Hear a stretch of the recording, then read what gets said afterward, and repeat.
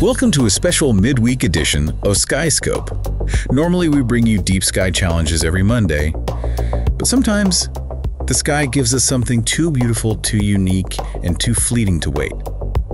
Tonight is one of those nights. It's June 11th, and the full moon is rising low on the horizon, the so-called strawberry moon. That's right.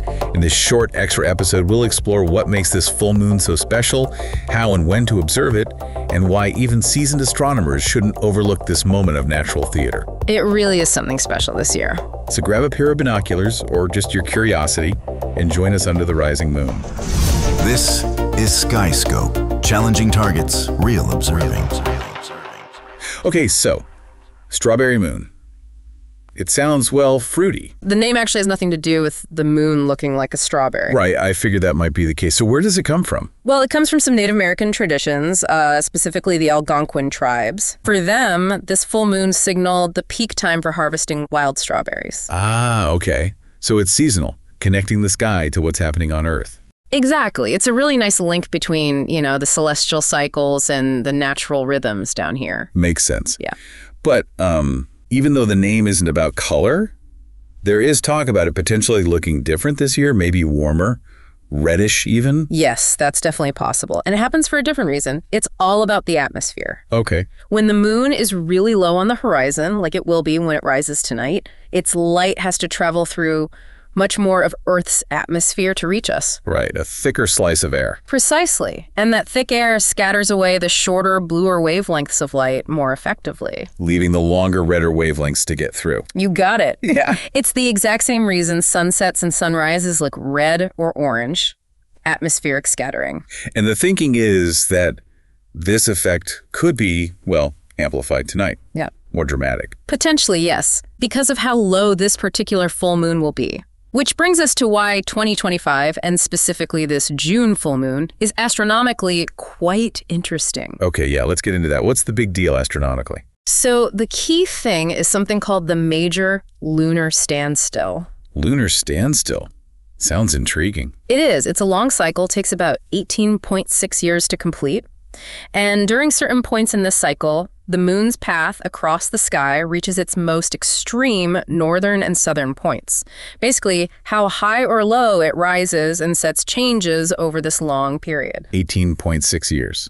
That's quite a cycle. And we're in a specific phase of that right now. We are. We're in a phase where the moon's path is hitting those extreme lows, particularly for the full moon near the summer solstice in the northern hemisphere. Oh, okay. So the strawberry moon happens to fall right during that extreme low point in the big cycle. Exactly. And the result is that this full moon on June 11th, 2025 will be the lowest rising full moon of the entire year for observers up here in the northern hemisphere. The lowest of the year. Okay, that's the key. So visually, what does that mean for someone looking up tonight? It means it's going to rise and then just kind of skim along the horizon, really hug it closely. Wow. And when it's that low, you might also notice it looks unusually large. The moon illusion. That's the one. It's a fascinating optical illusion.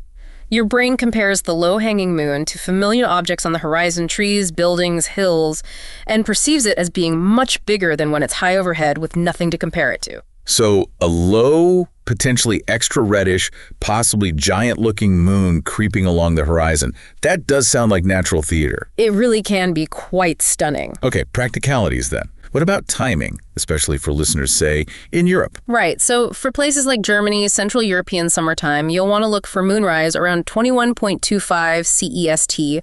It's conveniently just after sunset, which is perfect for catching it low and maybe colorful. In direction. Where should people look? Look towards the southeast horizon. That's where it'll be appearing. Okay, southeast. And what if you're in a city? Lots of buildings, trees. Yeah. City observing can be tricky for low objects.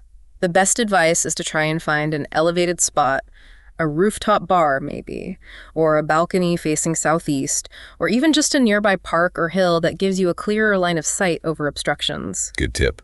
Do you need any special equipment?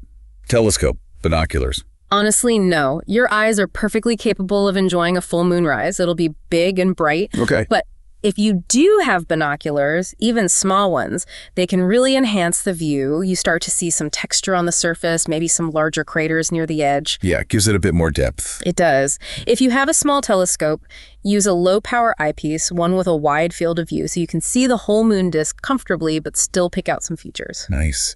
And what about photographers? Yes.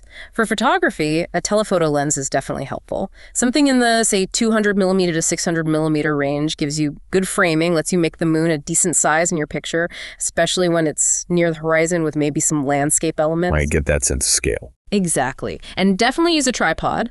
The moon is bright, but especially if you're using a long lens, camera shake is the enemy. A remote shutter release or using the camera's timer helps too. Makes sense. Any tips for capturing the color?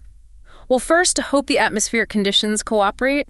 But yeah, maybe play with your camera's white balance setting. Try daylight or cloudy instead of auto. See if that helps preserve the warm tones. You can also fine-tune it later in editing software. And other creative ideas. For sure. You could try framing it with an interesting silhouette, a tree, a building skyline.